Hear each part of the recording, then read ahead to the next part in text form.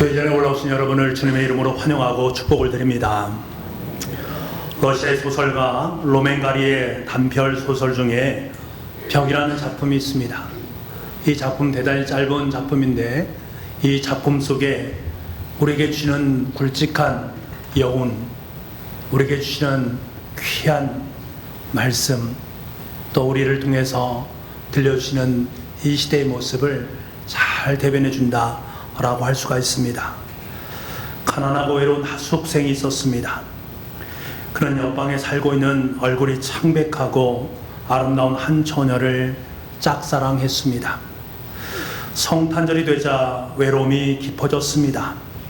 그날 밤에 그는 홀로 자기 방에 있다가 벽 너머에서 들려오는 소리를 듣게 됩니다. 침대가 삐걱거리는 소리, 이상한 신음소리. 벽에 귀를 대고 그 소리를 듣고 있던 청년은 말할 수 없는 슬픔과 배신감에 사로잡히게 됩니다. 순결할 것으로만 여겨졌던 처녀에 대한 환상이 완전히 깨어진 것입니다. 잠시 후 옆방에서는 아무 소리도 들려오지 않습니다. 젊은이는 마침내 살 희망을 잃게 되고 목을 매게 됩니다. 경찰이 와서 이 청년의 시신을 수습해가는 동안에 하숙집 아주머니는 처녀의 방을 열다가 비명을 지르게 됩니다. 처녀가 침대에 엎드러진 채 죽어 있었기 때문입니다. 의자 또한 유서를 남기고 죽었는데 그 이유가 극도의 외로움 때문이었습니다. 결국 청년이 옆방에서 들었던 건 외로움을 못 이겨서 음독을 하고 죽어가던 여자의 신음소리였던 것입니다. 외로운 두 남녀가 벽 하나를 사이에 두고 쓸쓸해하다가 둘 다 죽음을 맞이하게 됩니다. 여러분, 이 단편 소설의 주인공들은 우리가 살아가는 이 세상을 의미합니다. 인정이 메말라 팍팍한 세상, 저마다 바쁘다고 아우성치면서 살아가면서도 극도의 외로움으로 살아가는 현대인들의 자화상을 말합니다. 이웃들의 처지를 살뜰하게 살펴보는 사람이 점점 적어지고 있는 시대 속에서 삶을 살고 있습니다. 그래서 사회학자 리스먼이 말한 군중 속의 고독이란 그 말에 대해서 우리는 고개를 끄덕이게 됩니다. 여러분, 그렇다면 이 시대를 살아가는 우리 그리스도인들은 어떻게 살아가야 되는 것입니까? 이들의 고독을, 이들의 외로움을 그대로 방치하면서 살아가도 되는 것입니까? 그렇게 해서는 안 되지 않습니까? 그렇다면 어떻게 그들을 도울 수 있을까? 나에게는 능력도 없고 물질도 없습니다. 그들에게 쉽게 다가갈 수 있는 방법도 없습니다. 관심을 가질라 치면 오지랖이 넓은 사람처럼 보일 때가 있기 때문에, 염려가 되기 때문에 그럴 수도 없습니다. 게다가 외로움의 벽, 소외의 벽, 인간끼리 만들어 놓을 수없이 많은 장벽들이 너무나도 견고해 보입니다. 인간의 힘으로는 도저히 무너뜨릴 수 없는 벽처럼 느껴지게 됩니다. 그래서 인간은 반드시 누군가의 도움을 필요로 하고 있습니다. 지금 이들에게 필요한 것은 근원적인 부분 아니겠습니까? 단순히 일시적인 외로움만을 극복하는 것이 아니라 내 인생 속의 외로움의 근본적인 그 문제가 해결되기를 원해야 되지 않겠습니까? 그렇다면 인간의 근원적인 외로움과 고독의 문제를 해결할 수 있는 분은 과연 누구신가? 이 문제를 근원적으로, 본질적으로 해결할 수 있는 분은 누구신가? 바로 예수 그리스도이십니다. 그래서 사도 바울은 에베소서 2장 14절 말씀에 이렇게 말씀합니다. 그는 우리의 화평이신지라 둘로 하나를 만드사 원수된 것 곧 중간에 막힌 담을 자기 육체로 허시고. 인간의 막힌 담, 즉 벽을 허실 수 있는 분은 오직 예수 그리스도이십니다. 주님만이 우리의 막힌 담, 현대인들의 외로움과 고독의 벽을 허물 수 있는 유일한 주체가 되십니다. 그래서 주님께서는 저와 여러분을 부르시고 저와 여러분을 통해서 세상 속에 있는 이러한 외로움의 장벽들, 고독의 장벽들을 허물기를 원하시고 계십니다. 이것을 허물기 위해서 주님께서 우리에게 허락하신 것이 무엇인가? 하나님께서는 그리스도인들에게 하나님의 자녀가 되는 권세를 주셨습니다. 이 세상 속에서 왕 같은 제사장으로 살아갈 수 있는 능력을 허락해 주셨습니다. 그리고 이것을 감당할 수 있는 하늘의 능력과 하늘의 권세를 우리의 삶 속에 허락해 주셨습니다. 이 권세와 능력이 어디로부터 우리의 삶 속에 임하는가? 하늘로부터 우리에게 임하게 됩니다. 하늘로부터 임하는 그것을 내 삶의 기도를 통해서 이루어가는 것입니다. 그래서 기도는 믿는 우리 그리스도인들에게 하나님께서 허락하신 가장 강력한 특권입니다. 저와 여러분은 하나님께 주신 가장 강력한 특권을 소유하고 있는 존재입니다. 이것이야말로 세상의 견고한 벽을 허물 수 있는 가장 강력한 무기입니다. 그 무기가 바로 기도입니다. 여러분, 우리는 항상 잊지 말아야 됩니다. 나는 하나님의 자녀다. 하나님께서 내 인생 속에 하늘의 권세를 허락해 주셨다. 하나님의 자녀의 권세를 허락해 주셨다. 중요한 것은요, 이 권세가 우리의 삶 속에 있으되 이 권세를 누리지 못하면 아무런 소용이 없습니다. 우리는 이 권세를 누리는 삶을 살아가야 됩니다. 어떻게 이 권세를 누릴 수 있는가? 바로 기도를 통해서입니다. 오늘 본문은 우리에게 기도에 대해서 이렇게 말씀하고 있습니다. 우리 18절 말씀을 함께 보기를 원합니다. 18절 말씀입니다. 같이 읽겠습니다. 시작. 간구하되 항상 성령 안에서 기도하고 이를 위하여 깨어 구하기를 항상 힘쓰며 여러 성도를 위하여 구하라. 아멘. 성경은 우리 그리스도인들에게 기도와 간구를 하되 성령 안에서 그러기 위해서는 깨어서 구하기를 힘쓰라라고 말씀을 하고 있습니다. 그러면서 구체적으로 우리가 무엇을 위해서, 누구를 위해서 기도를 해야 되는가, 이것을 말씀하고 있는데, 먼저는 여러 성도를 위하여 구하라 라고 말씀하고 있습니다. 저와 여러분에게는 기도의 특권이 있습니다. 이 기도는 누구를 위한 것인가? 먼저 우리 성도를 위해서 기도하라 라고 말씀하고 있습니다. 우리는 이런 기도를 중보 기도다 라고 말하지 않습니까? 중보라는 말은 이쪽과 이쪽을 이어주는 것을 의미한다라는 말씀을 여러분께 드렸습니다. 하나님께서 예수 그리스도를 이 땅에 보내주셔서 하나님과 우리 사이에 중보가 될 수 있도록 만들어 주셨다. 마찬가지로 우리는 하나님과 세상을 연결하는 중보자의 역할을 감당해야 된다.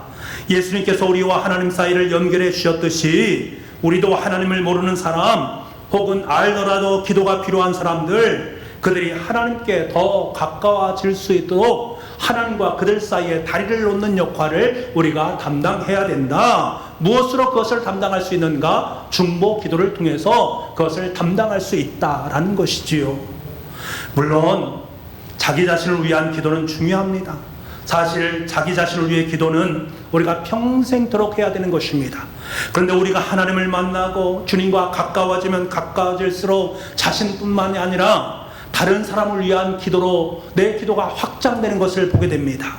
그렇기 때문에 이 중보 기도를 통해서 하나님께서 우리에게 주시길 원하시는 것은 다른 사람도 살리고 동시에 나를 자라게 하는 기도가 바로 중보 기도다. 다른 사람도 살리고 나도 더욱더 신앙의 성장을 맛볼 수 있는 것이 중보 기도란 말입니다. 주님께서는 마태복음 10장 11절에서 13절 말씀을 통해서 우리에게 이렇게 말씀하십니다. 우리 이 말씀을 함께 읽어보기를 원합니다. 같이 읽겠습니다. 시작. 어떤 성이나 마을에 들어가든지 그 중에 합당한 자를 찾아내어 너희가 떠나가기까지 거기서 머물라. 또 그 집에 들어가면서 평안하기를 빌라.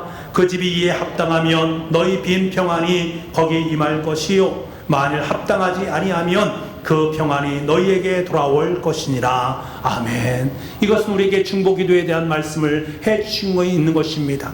누군가를 위해 중보기도할 때에 그 기도의 대상이 그 기도를 더 받게 된다면 그의 삶 속에 평강이 넘쳐나게 될 것이다 라고 말씀을 해주고 있습니다. 하지만 그가 그 기도를 받지 않아도 전혀 문제가 되지 않는다.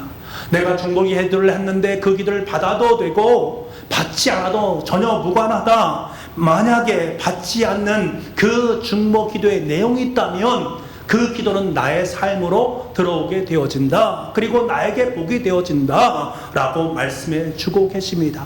그렇기 때문에 이 중보기도는 전혀 손해보는 일이 아니다라는 사실입니다. 중보기도는 타인을 위한 기도이지만 결국 나를 자라게 하고 또 내가 그 복에 동참하는 은혜의 통로로 사용되고 있음을 우리에게 말씀해 주고 있습니다. 남을 위해서 기도한다는 것이 얼마나 아름답고 귀한 것인가를 우리에게 들려주는 음성입니다. 여러분, 타인을 위해 중보하다 보면 나에게 있던 내 문제는 점점 작아지는 것을 느낍니다. 여러분, 중보기도 해보셨지 않습니까? 기도하면서 느끼는 것이 처음에 나에 대한 기도를 많이 했는데, 나의 문제에 대해서 기도를 했는데 점점 중보기도가 깊어지면 깊어질수록 골치 아프던 나의 문제가 하나하나 해결되는 것을 우리는 경험하게 됩니다. 그래서 성령님은 자꾸 나에게 중보기도를 할 수 있도록 만들어 주십니다. 나의 문제도 해결되어지고 중보 대상자의 문제도 해결되어지는 일석이조의 결실이 있기 때문에 그렇습니다. 하나님께서는 이 중보기도를 무척이나 좋아하십니다. 왜 그렇게 중보기도를 좋아하실까? 중보기도를 통해서 우리가 세상과 연합되는 은혜를 누리게 하기 때문입니다. 그 속에서 하나님의 마음을 느낄 수 있기 때문에 그렇습니다. 하나님이 세상을 이처럼 사랑하는 그 은혜의 사랑을 느낄 수 있기 때문에 그렇습니다. 여러분, 중보기도를 한다는 것은 다른 이의 아픔에 동참한다라는 것입니다. 오직 나밖에, 내 가족과 내 아이밖에 모르던 사람이 다른 이에게 눈을 돌리게 됩니다. 다른 이를 위해 기도하고 다른 이를 위해 에너지를 쏟고 시간과 물질을 다른 사람을 위해서 헌신하는 것입니다. 제가 신방을 하면서 교우들의 아픔의 소식을 많이 듣습니다. 들을 때마다 참 마음이 아프고 그를 위해서 중보기도 합니다. 근데 유독 마음이 아프게 느껴지는 사람이 있습니다. 그 마음으로 그를 위해서 기도를 하게 되지요. 유독 다른 사람보다 더 많이 기도하기를 원하는 그 마음을 주실 때가 있단 말입니다. 이때 제 마음속에 느껴지는 것이 뭐냐면, 그 중보기도를 하면서 제 자신의 유익을 위해서 제 자신의 이기적인 마음을 가지고 그분을 위해서 중보한다? 전혀 그렇지 않다라는 사실입니다. 왜 이렇게 마음이 아플까? 왜 이렇게 마음이 아플까? 내가 뭐 사랑이 엄청나게 많아서 그렇게 마음이 아플까? 내가 그분을 엄청나게 예수님처럼 사랑하기 때문에 그렇게 마음이 아플까? 왜 이렇게 마음이 아프고 간절해질까를 생각해 봅니다. 그러면서 느껴지는 것이 있습니다. 무엇이 느껴지는가? 예수님의 마음은 이 마음의 10만 배, 100만 배나 되는구나. 내가 그 한 사람을 위해서 그렇게 마음이 아픈데 예수 그리스도의 그 마음은 몇십만 배, 몇천만 배, 몇백만 배 더 짙다라는 그 사실 앞에 눈물이 핑 돌 수밖에 없고 저의 기도는 더욱더 간절한 기도로 바뀔 수밖에 없는 것입니다. 사랑하는 여러분, 중보기도는 예수님의 마음을 품는 것입니다. 예수님의 마음을 갖는 것입니다. 그래서 우리 교우들을 위해서 서로 눈물로 중보하게 되어 있습니다. 중보와 기도를 하는 사람을 보세요. 눈물이 참 많습니다. 왜? 예수 그리스도의 그 긍휼의 심장이 내 마음속에 들어오기 때문에 그렇습니다. 바라는 우리 교회 모든 교우들이 서로를 위해서 중보하는 아름다운 중보 기도자가 될 수 있기를 간절히 소망합니다. 그래서 점점 예수 그리스도를 더욱더 닮아갈 수 있는 예수 그리스도의 그 긍휼의 마음을 마음속에 품을 수 있는 저와 여러분 될 수 있기를 간절히 소망합니다.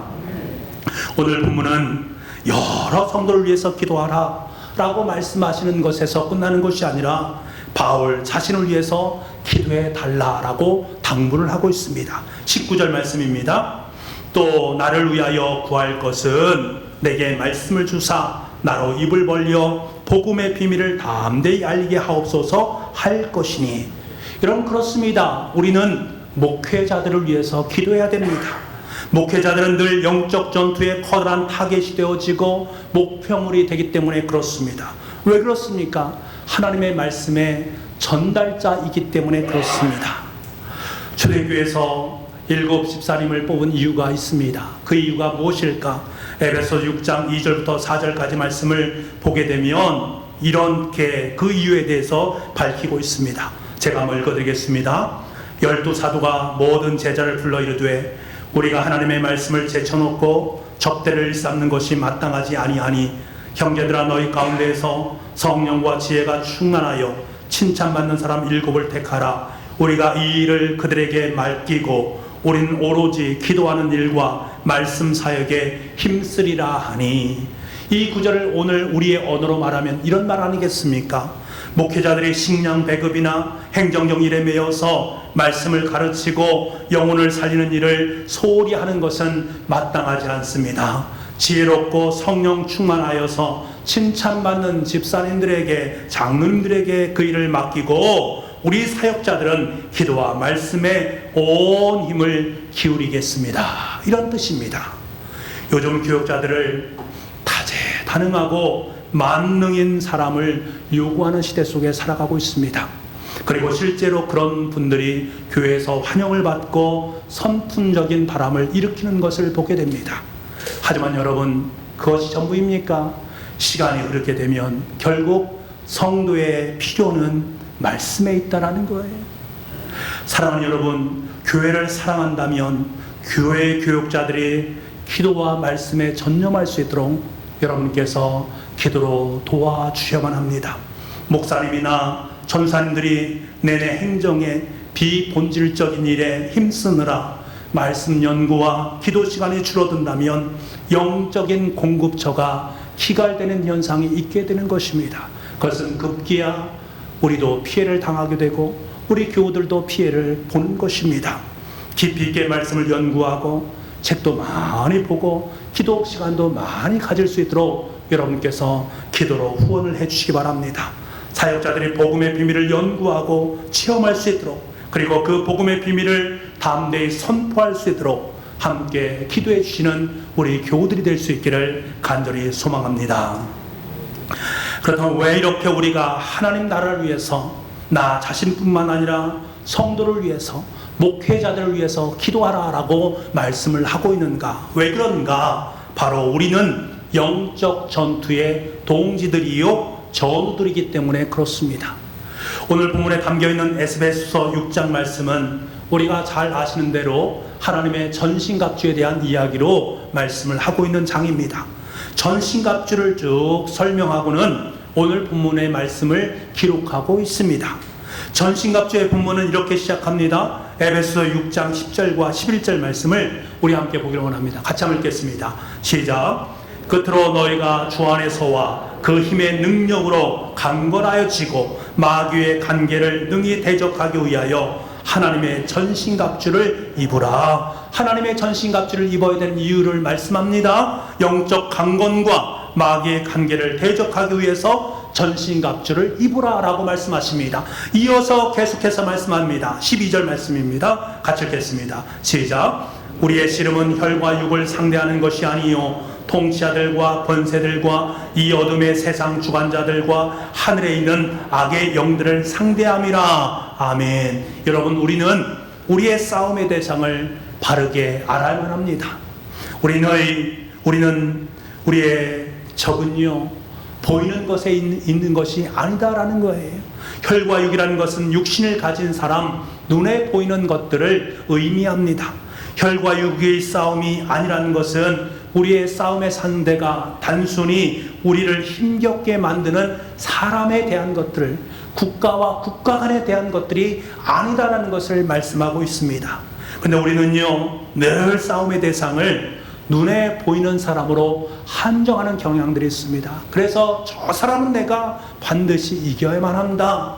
저 사람 나를 힘들게 하고 어렵게 만드는 저 사람 반드시 내가 싸워서 물리쳐야 된다. 이 싸움에서 승리해야만 만족할 수 있고 이 싸움에서 승리해야만 내가 살아날 수 있다라고 생각하는 경향이 있습니다. 그러니 죽기 살기로 싸움을 하는 것입니다. 하지만 여러분 그렇습니까? 그렇지 않습니다. 혈과 육은 보이는 것들이지만 보이지 않는 싸움이 우리에게 더 크나큰 싸움이요 상대하기 어려운 싸움이다라는 사실을 성경은 분명하게 말씀하십니다. 여러분, 나를 힘겹게 하는 내 자녀, 나에게 비수 같은 말을 내 마음에 꽂아 넣는 내 아내, 냉수적인 말로 나를 무시하는 내 남편, 사사건건 나를 힘들게 하는 내 이웃과 동료들, 그렇게 애를 썼는데도 늘 풀리지 않는 내 일과 계획들, 그들 뒤에는요, 우리를 쓰러뜨리기 위한 영적인 세력들이 있다라는 것입니다. 이들은 하늘에 있는 악한 영들이다라고 말을 하고 있고, 성경은 그것이 바로 사단이다라고 말을 하고 있습니다. 여러분, 사단의 전략은 나를 예수 그리스도와 자꾸 멀어지게 만드는 그것이 바로 사단의 전략입니다. 이 전략의 도구로 우리와 가장 가까운 사람을 사용하기도 하고, 또 내가 가장 중요하게 여기는 그 부분을 건드리기도 합니다. 사단은 우리의 약한 부분을 너무나 잘 알고 있습니다. 자녀의 문제가 제일 약한 사람은 그 자녀의 문제로, 경제적인 것이 약한 사람은 그 경제적인 문제를 힘들게 하고 그것을 건드립니다.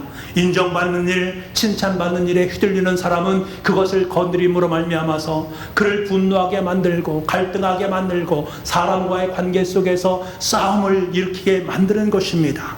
여러분, 우리의 싸움은 보이는 혈과 육의 싸움이 아니라는 것을 알아가는 사람은, 이 싸움이 영적 전투다라는 그 사실을 아는 사람은, 나를 힘겹게 하는 사람, 나를 힘겹게 하는 그 일, 그 뒤에 있는 영적인 세력을 본다라는 거예요. 그 사람을 보는 것이 아니라, 그 사건을 보는 것이 아니라, 그 사건의 이면 속에 담겨져 있는 엄청난 강력한 영적인 세력을 본다라는 것입니다. 그러다 보니까 사람들에 대한 미움이 없어집니다. 그들을 미워하는 일을 접게 되어지고, 그 뒤에 악한 세력을 향해서 선포하는 기도를 하게 되어 있습니다. 여러분, 우리가 해야 할 기도는, 하나님께서 원하시는 기도는 바로 악한 세력을 향한 강력한 기도임을 우리에게 말씀하고 있습니다. 사랑하는 성도 여러분, 혈과 육의 싸움이 아니라 그 뒤에 영적 세력과의 싸움이란 사실을 인식하는 사람은 저들의 죄를 사하여 주옵소서. 자기들이 하는 것을 알지 못합니다. 자신들의 죄를 알지 못합니다. 죄의 노예 가운데 지금도 죄에 이끌려서 저렇게가 살아가고 있습니다. 저 사단의 고리를 끊어 주옵소서. 간구할 수 있는 은혜가 있는 것입니다. 그렇다면 이 보이지 않는 영적 전쟁에서 과연 우리는 어떻게 싸워야 되는가? 이에 대해서 사도 바울은 고린도후서 10장 3절과 4절 말씀에 우리에게 이렇게 말씀합니다. 우리 이 말씀을 함께 읽어보겠습니다. 시작. 우리가 육신으로 행하나 육신에 따라 싸우지 아니하노니 우리의 싸우는 무기는 육신에 속한 것이 아니요 오직 어떤 견고한 진도 무너뜨리는 하나님의 능력이라. 아멘. 성경 우리의 병기에 대해서 견고한 진을 파하는 강력이라고 말씀을 하고 있습니다. 우리에게 강력한 무기를 주셨다라는 거예요. 그 무기가 무엇입니까? 바로 말씀과 기도입니다. 혈과 육의 싸움에는 칼과 창과 총이 필요합니다. 여러분, 그렇지 않습니까? 사람 사이에는 힘이 있어야 되고 총이 있어야 되고 다른 사람보다 더 능력 있는 그것을 가지고 있어야만 승리하게 되어집니다. 하지만 우리는 영적인 싸움이기 때문에 저와 여러분의 무기는 총과 칼이 아니라 하나님의 말씀과 하나님의 기도임을 우리는 압니다. 우리의 공격 무기인 말씀, 그 말씀이 담겨있는 성경을 멀리하고는 싸움에서 이긴다라는 것은 착각이고 거짓입니다. 악한 세력은 그렇게 만만한 것이 아닙니다. 여러분 보십시오. 사단도요, 하나님의 말씀을 가지고 공격을 했다라는 사실을 우리는 알아야 됩니다. 마태복음에 보게 되면 마귀가 예수님을 시험할 때도 무엇을 가지고 시험합니까? 하나님이 주신 말씀을 가지고 시험을 합니다. 사단도 악한 영들도 하나님의 말씀을 압니다. 그 아는 말씀을 가지고 우리를 공격하는 것입니다. 오늘날 이단은 어떻습니까? 그들도 말씀을 가지고 우리를 공격합니다.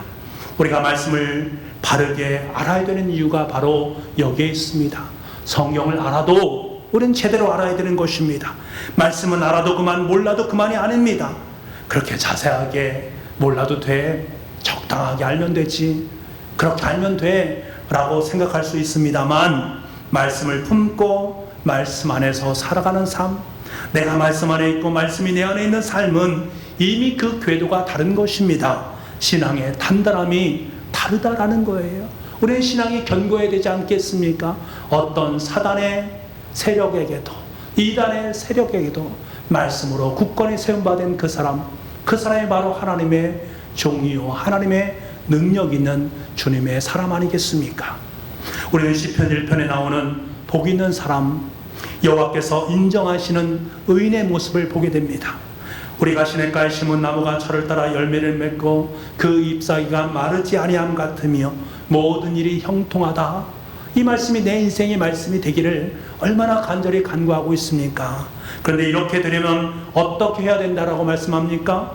율법을 즐거워하며 그 율법을 주야로 묵상해야 된다라고 분명하게 말씀하고 있습니다.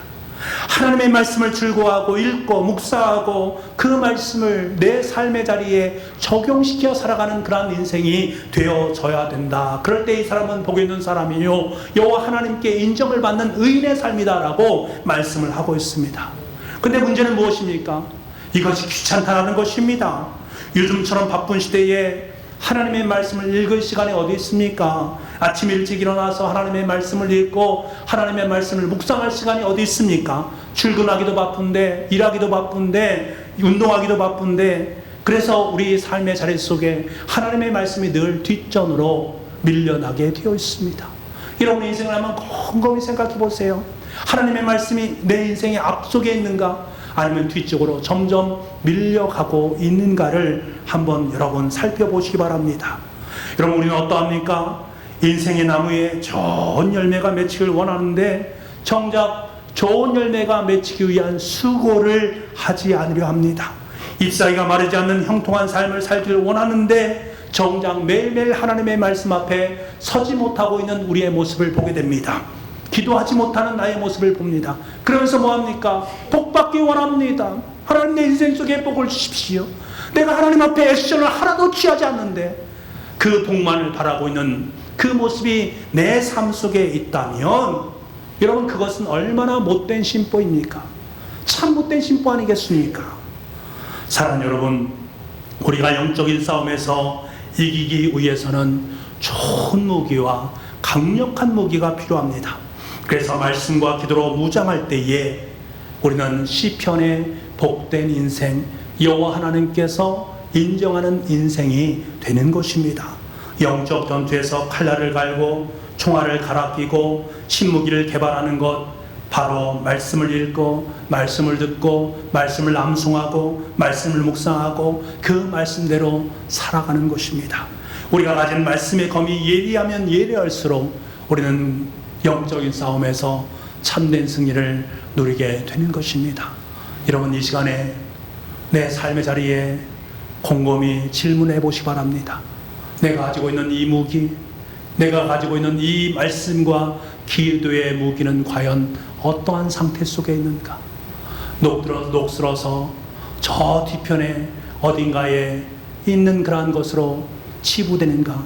아니면 지금도 열심히 그 말씀을 벼르면서 그 말씀을 새롭게 갈면서 영적인 싸움에서 승리를 누리는 삶을 살고 있는가? 여러분 자신에게 질문을 던져 보시기 바랍니다. 또 영적 전투에 가장 유연하지만 가장 강력한 무기가 두 가지가 있습니다. 같은 맥락이지만 순종과 사랑입니다. 우리는 영적 전쟁에서 순종으로 사랑으로 싸워야 됩니다. 하나님은 만질 수도 없고 볼 수도 없는 분입니다. 하지만 우리가 믿는 하나님의 말씀에 순종함으로 말미암아, 그리고 그 사랑으로 말씀을 전함으로 말미암아 우리는 영적인 전쟁에서 승리할 수 있습니다. 왜? 요한일서 4장 8절 말씀에 하나님은 사랑이시다라고 말씀하십니다. 여러분, 이 말씀은 얼마나 가치 있고 의미 있는 말씀인지 아십니까? 사랑이 있는 곳에, 말씀에 순종하는 그곳에 바로 하나님이 계신다라는 것입니다. 내가 하나님을 사랑하고 하나님의 말씀 앞에 순종하는 그 삶의 현장이 바로 하나님이 계신 곳입니다. 우리가 사랑을 선택하고 순종할 때 사단은 도망가게 되어 있습니다. 사랑의 실천이 있는 그곳에 바로 하나님께서 역사하기 때문에 그렇습니다. 성령님께서 강력한 진을 구축하기 때문에 그렇습니다. 사단은 사랑의 힘에 전멸하게 되어 있습니다. 여러분, 악을 쓰고 욕을 해대고 도저히 용서가 안 될 것 같은 방법으로 여러분을 힘겹게 하는 사람이 있습니까? 그 사람 도대체 나에게 왜 그래? 왜 다른 사람에게 그런 것이 아니라 왜 나에게 그러는 거야? 라고 생각하는 분이 있습니까? 그것은 우리로 사랑을 선택하지 못하게 하는 사단의 계략입니다. 왜? 바로 하나님은 사랑이기 때문에 내가 사랑을 선택해버리면 저 사람이 그렇게 믿고 저 사람이 그토록 싫지만 내가 사랑을 선택하기로 결단하고 사랑의 말씀을 덥적 내 삶으로 들어오게 만든다면 내 마음속에 있는 악한 세력은 물러가게 되어 있기 때문에 그렇습니다. 사랑의 현장 그곳에 우리 하나님이 계십니다. 성령님이 충만한 줄 믿습니다. 예수 그리스도의 이름이 드높여지는 줄 믿습니다.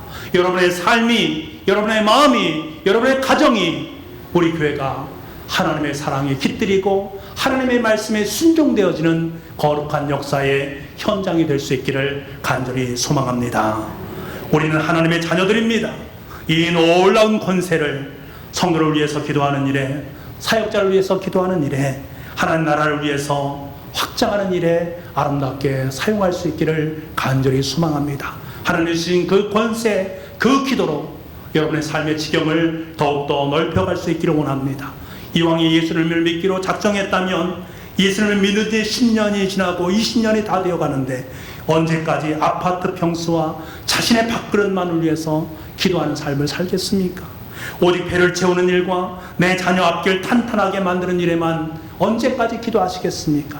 더 크고 더 위대한 하나님의 나라를 완벽하게 만들어가는 일에 내 기도가 선용되어야 되지 않겠습니까? 사단은요 계속해서 저와 여러분의 기도를 멈추게 만듭니다. 사단은 우리가 기도를 하되 늘 이기적이고 육적인 일에만 머물러서 기도하기를 원합니다. 그렇게 만들어가는 것입니다. 여러분, 우리의 싸움은 혈과 육의 싸움이 아닙니다. 그 이면에 있는 악한 영들과의 영적인 싸움이다라는 사실을 잊지 마시고 기도와 말씀으로, 그리고 사랑과 그 말씀의 순종함으로 참된 승리를 구가할 수 있는 저와 여러분 될 수 있기를 간절히 소망합니다. 기도하겠습니다. 사랑해 주님 감사합니다. 하나님의 자녀이면서도 그 권한 귀한 권세를 알지도 바르게 사용하지도 못했던 우리를 보옵소서. 우리 가운데 거하심에 우리가 주님의 자녀임을 만방히 알리고 우리를 휘둘리려는 악한 영들을 하나님의 자녀의 권세로 짓이겨서 승리하게 하여 주옵소서. 기도와 말씀 그리고 사랑과 순종의 삶으로 하나님의 자녀다운 왕같은 제사장다운 삶을 살아갈 수 있도록 능력과 힘을 공급하여 주옵소서. 모든 말씀을 예수님의 이름으로 기도하옵나이다. 아멘.